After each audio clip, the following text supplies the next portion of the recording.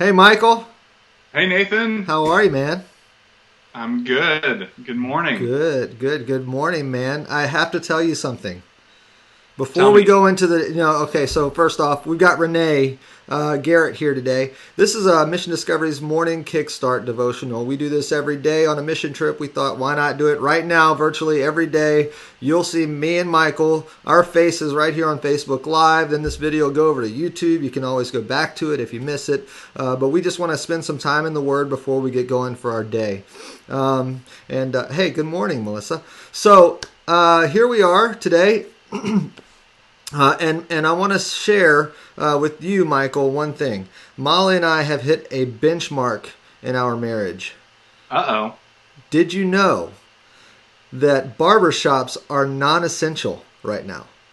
I did know that. Yes. So yeah, this at least mine is. So Molly has attempted to cut my hair, and she did a really good job, actually, man. Aw. Yeah. It Now looks this good. is after, you know how when you plug something in and you go back and you like turn it on just to make sure the power's working. So I did that. I plugged it in and I went back and I was like, okay, it's working. And she heard the things go, and then I sat down and she goes, "How do you turn this on?"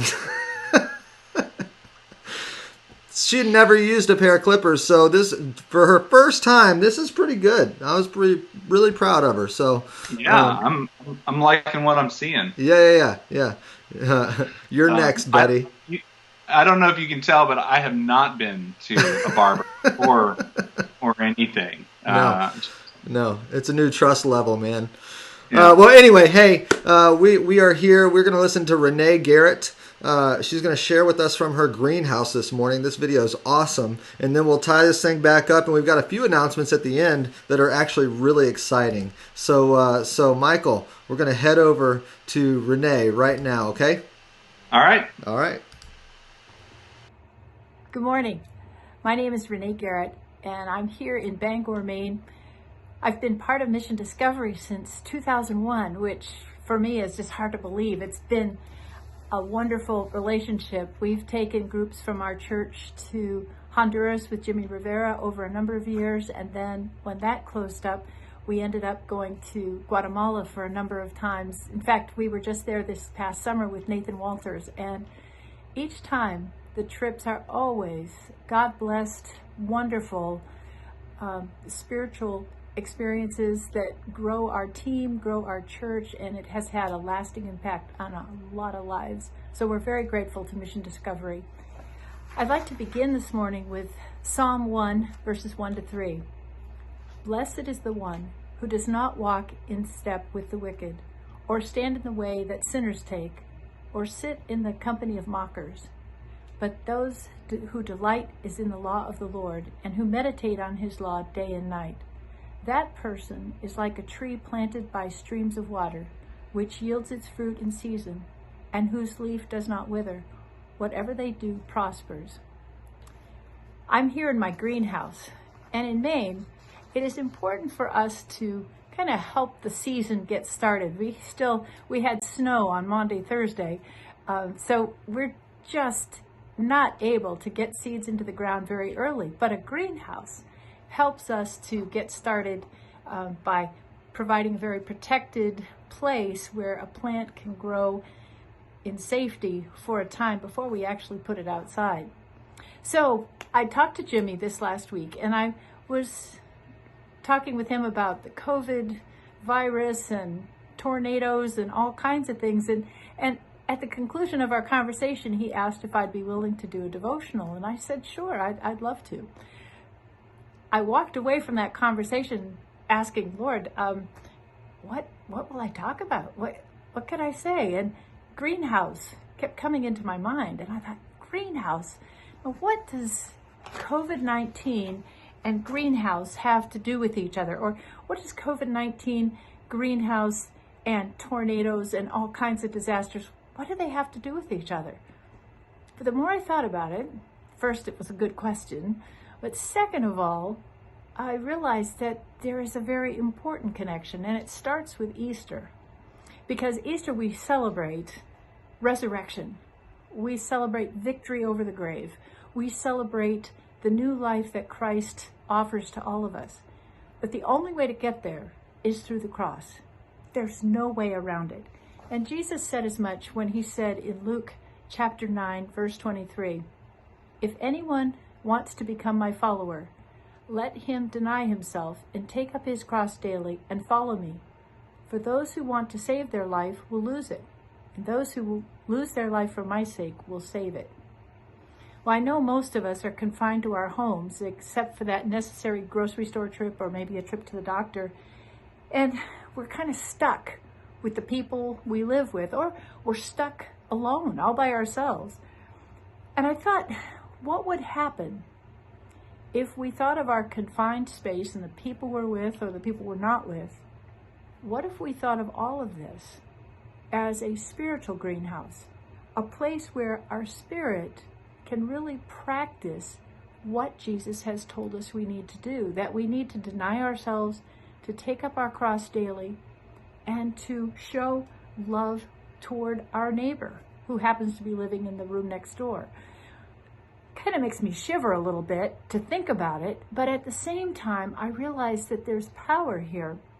If you listen to what St. Paul wrote to the Philippians, he said, "Therefore, if you have any encouragement from being united with Christ, if any comfort from his love, if any common sharing in the Spirit, if any tenderness and compassion, then make my joy complete by being like-minded, having the same love, being one in the Spirit and of one mind. Do nothing out of selfish ambition or vain conceit. Rather, in humility, value others above yourselves, not looking to your own interest, but each of you to the interest of others. And in your relationships with one another, have the same mindset as Christ Jesus." He also gave instructions about how that life in the greenhouse ought to be lived. And he said this in Colossians chapter 3, verses 12 and following.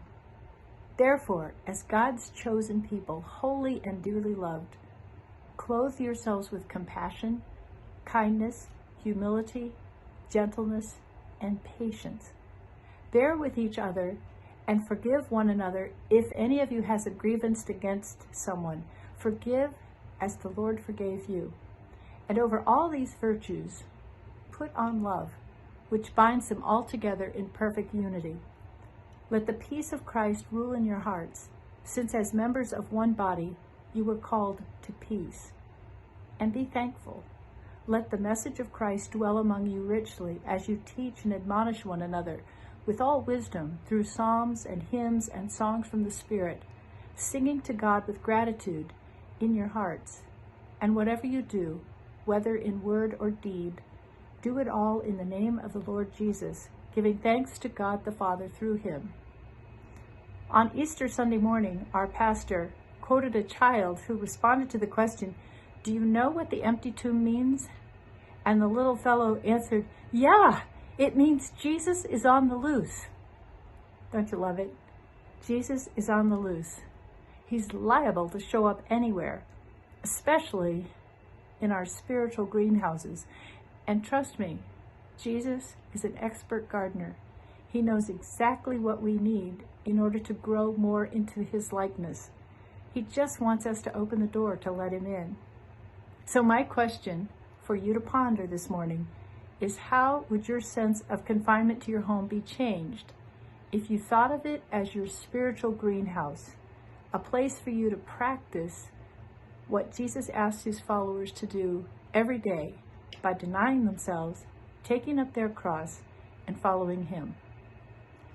Thanks be to God that we are getting this opportunity, and I hope he will help us to use it well.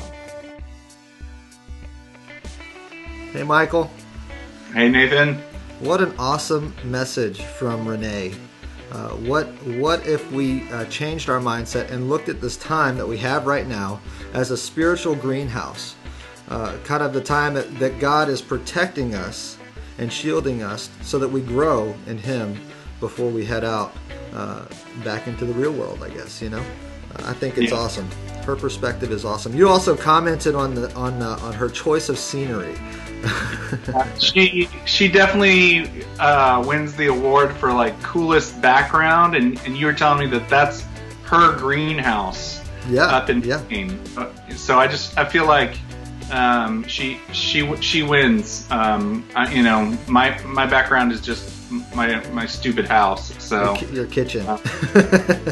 My background is 2 doors. Which will you choose? Hint, they're both closets. So I love this. Melissa just commented here. I'll bring hers up. Melissa's comment says, and let me just bring her up a little bit.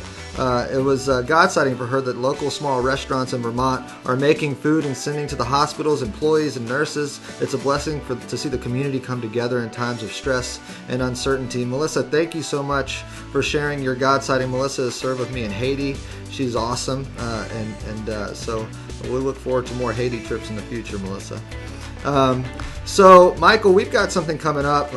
Actually, tomorrow our guest, number one, is David Joannis, and he joins us from Thailand. He is a podcaster and an author. He has written a couple books. One of them is real popular right now, Mind of a Missionary. And so he's joining us. I asked him to join us after he commented on one of our social media images. So, it's going to be awesome, man. It's a great message. But also we've got something coming up here with Mission Discovery on May 6th. It's the Big Payback, and we've been talking about that a little bit this morning. The Big Payback, in essence, is just they don't like to say a competition for how much people give, but kind of like a ton of nonprofits here in Middle Tennessee kind of go into this, and there's certain incentives and prizes that you get if you raise certain amounts of money. And so it's really awesome. I've got a 30-second video here to share with everybody, and then Michael will wrap up in just a second, okay? Sounds good. All right. Recent disasters in Middle Tennessee have forced many nonprofits, schools, and religious institutions to slow down or put their work on hold at a time when we need them the most.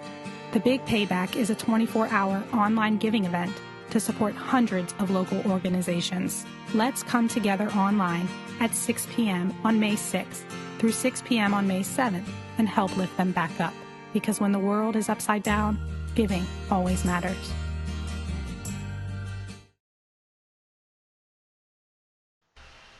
Hey, Michael, that was a very quick video.